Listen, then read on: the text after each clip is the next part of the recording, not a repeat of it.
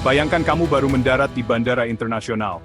Tubuh lelah, mata mengantuk, tapi hati semangat karena kamu sedang mengejar mimpi di negeri adidaya Amerika Serikat. Kamu sudah membayangkan gedung-gedung tinggi New York, Hollywood Walk of Fame, atau mungkin Silicon Valley. Tapi tiba-tiba, petugas imigrasi menatap paspormu dengan ragu. Wajahnya berubah. Maaf, Anda berasal dari negara yang masuk daftar pembatasan. Dunia yang katanya bebas dan demokratis. Ternyata punya pintu yang bisa ditutup, hanya karena kamu berasal dari negara tertentu. Selamat datang di era daftar hitam negara yang Trump buat. Ini bukan film laga, tapi daftar ini lebih menakutkan dari film horor manapun. Daftar ini bukan sekadar kumpulan nama, tapi sebuah vonis yang mengubah hidup banyak orang. Bayangkan sebuah daftar yang bisa menghancurkan harapan dan impian hanya dengan satu keputusan. Red List, daftar hitam penuh. Daftar ini bukan hanya sekadar tinta di atas kertas, tapi sebuah tembok yang tak terlihat namun sangat nyata. 11 negara masuk kategori ini.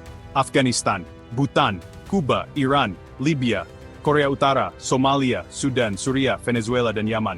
Negara-negara ini dianggap sebagai ancaman, bukan karena apa yang mereka lakukan, tapi karena siapa mereka. Warga negara-negara ini dilarang total masuk ke Amerika. Mau liburan? Lupakan. Kunjungan keluarga? Tidak bisa. Bahkan untuk urusan mendesak sekalipun, pintu tetap tertutup rapat. Bahkan mencari suaka sebagai pengungsi pun mustahil. Mereka yang berharap menemukan perlindungan justru dihadapkan pada dinding yang tak bisa ditembus. Trump bilang, ini demi keamanan nasional. Tapi apakah benar hanya soal keamanan, atau ada agenda lain di baliknya? Katanya, negara-negara ini sarang teroris, sarang kriminal, tempat berkembang biaknya kejahatan lintas negara. Tapi apakah semua warga negara tersebut layak dicap seperti itu? Tapi kalau kita lihat lebih dekat, ada benang merah yang menghubungkan sebagian besar negara di daftar ini, yaitu agama Islam. Apakah ini kebetulan, atau ada motif tersembunyi? Atau negara-negara yang punya sejarah konflik politik dengan Amerika Serikat? Sejarah panjang yang penuh dengan ketegangan dan ketidakpercayaan. Jadi, kalau kamu kebetulan lahir di salah satu negara ini, mimpi Amerikamu sudah tamat sebelum dimulai. Mimpi yang seharusnya menjadi hak semua orang, kini hanya menjadi angan-angan. Paspormu bukan lagi tiket menuju peluang, tapi label yang menjebakmu dalam stereotip dan prasangka. Label yang membuatmu terjebak dalam lingkaran ketidakadilan. Dan yang lebih mengerikan lagi, daftar ini bisa berubah sewaktu-waktu. Tidak ada yang tahu siapa yang akan masuk daftar berikutnya. Tidak ada mekanisme yang jelas, tidak ada proses banding, hanya keputusan sepihak dari orang yang duduk di Oval Office. Keputusan yang bisa mengubah nasib jutaan orang. Bayangkan, hidupmu, masa depanmu, ditentukan oleh satu coretan pena di Washington DC. Satu tanda tangan yang bisa menghancurkan segalanya. Inilah wajah asli dari kebijakan imigrasi Amerika di bawah Trump. Kebijakan yang penuh kontroversi dan ketidakadilan, yang mengubah mimpi menjadi mimpi buruk. Orange List, atau daftar pembatasan parsial. Ini adalah daftar yang membuat banyak orang merasa cemas dan tidak pasti. Di sini, mimpi Amerikamu tidak langsung hancur, tapi digantung di ujung tanduk. Kamu merasa seperti berada di ambang kehancuran, menunggu keputusan yang bisa mengubah hidupmu. Negara-negara seperti Pakistan, Myanmar, Rusia, dan Turkmenistan masuk kategori ini. Mereka yang berasal dari negara-negara ini harus menghadapi proses yang lebih rumit dan panjang. Mereka tidak sepenuhnya dilarang masuk ke Amerika, tapi proses visanya. Siapkan mental baja dan kesabaran ekstra. Setiap langkah terasa seperti ujian yang tak berkesudahan. Interview tambahan, pemeriksaan latar belakang super ketat. Bahkan ada yang diwajibkan menyerahkan histori media sosial selama 5 tahun terakhir. Setiap detail kecil dari hidupmu diperiksa dengan teliti. Bayangkan, setiap cuitan konyol, setiap komentar sarkastik di masa lalu, bisa jadi alasan visamu ditolak. Hal-hal yang dulu dianggap sepele, kini menjadi penentu nasibmu. Pemerintah Amerika bilang ini demi keamanan nasional. Mereka beralasan bahwa langkah-langkah ini diperlukan untuk melindungi negara dari ancaman. Tapi jujur saja, ini seperti mencari jarum di tumpukan jerami. Proses ini seringkali terasa tidak masuk akal dan berlebihan. Mereka mencari potensi ancaman di antara jutaan data digital yang seringkali tidak akurat dan mudah disalahartikan. Data yang dikumpulkan bisa saja salah atau tidak relevan. Dan yang paling menyebalkan, tidak ada transparansi. Kamu tidak tahu apa yang sebenarnya mereka cari. Kamu tidak pernah tahu persis apa yang mereka cari, apa yang membuatmu dicurigai, apa yang membuatmu dianggap berbahaya. Semua terasa seperti misteri yang tidak terpecahkan. Kamu hanya bisa pasrah, berdoa, dan berharap yang terbaik. Setiap hari adalah perjuangan untuk tetap optimis. Hidupmu seperti terjebak dalam limbo birokrasi, menunggu keputusan dari sistem yang tidak adil dan tidak masuk akal. Setiap hari terasa seperti penantian yang tak berujung. Dan ingat, Orange List bisa berubah warna sewaktu-waktu. Tidak ada jaminan bahwa situasi akan tetap sama. Hari ini kamu mungkin masih punya harapan, tapi besok, siapa yang tahu? Ketidakpastian ini adalah bagian dari realitas yang harus dihadapi. Yellow List, daftar peringatan. Ini seperti lampu kuning di persimpangan jalan, sinyal untuk waspada, untuk bersiap-siap.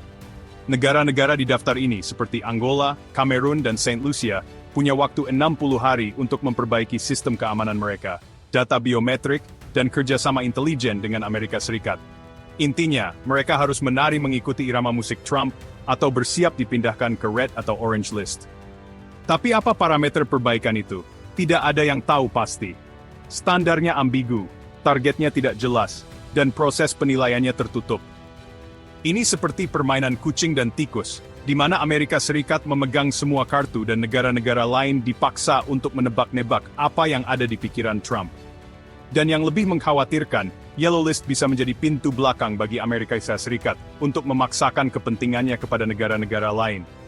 Ingin kerjasama militer yang lebih erat? Masuk Yellow List. Ingin akses data pribadi warga negara? Masuk Yellow List.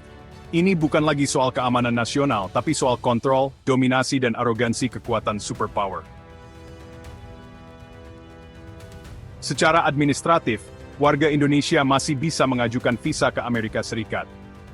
Namun, proses ini tidak semudah yang dibayangkan. Ada banyak faktor yang bisa mempengaruhi hasil pengajuan visa, mulai dari kebijakan politik hingga persepsi keamanan. Tapi bukan berarti kita bebas dari dampak kebijakan ini. Kebijakan visa yang lebih ketat bisa membuat banyak orang merasa cemas dan tidak pasti tentang masa depan mereka. Justru, sebagai negara dengan penduduk Muslim terbesar di dunia, dan posisi strategis di Asia Tenggara, Indonesia akan merasakan efek domino dari larangan ini. Kebijakan ini bisa mempengaruhi hubungan diplomatik dan ekonomi kita dengan negara-negara lain. Pertama, persepsi global terhadap negara-negara berpenduduk Muslim akan makin negatif. Ini bisa mempengaruhi cara dunia melihat kita dan negara-negara Muslim lainnya. Ketika nama-nama seperti Iran, Somalia, Sudan, dan Yaman disebut dalam satu daftar dengan alasan keamanan, maka citra komunitas Muslim internasional ikut tergerus. Ini bisa mempengaruhi cara orang melihat dan berinteraksi dengan kita. Akibatnya, WNI Muslim yang ingin sekolah atau bekerja di Amerika Serikat bisa dicurigai lebih dulu. Apakah fair? Tentu tidak. Tapi inilah kenyataan yang harus kita hadapi. Tapi inilah dunia nyata, persepsi bisa lebih mematikan dari fakta. Persepsi negatif bisa mempengaruhi banyak aspek kehidupan kita, mulai dari pendidikan hingga pekerjaan. Kedua, kerjasama pendidikan bisa terhambat. Banyak universitas di Amerika Serikat yang memiliki program kerjasama dengan institusi pendidikan di Indonesia. Banyak pelajar Indonesia bermimpi kuliah di universitas top Amerika. Mereka melihat ini sebagai kesempatan untuk mendapatkan pendidikan berkualitas dan pengalaman internasional. Tapi dengan sistem visa yang makin ketat, mimpi itu jadi semakin mahal dan penuh rintangan. Proses pengajuan visa bisa menjadi lebih rumit dan memakan waktu. Interview bisa ditolak tanpa alasan jelas, proses diperpanjang, dan biaya jadi membengkak. Ini bisa membuat banyak pelajar merasa frustasi dan putus asa.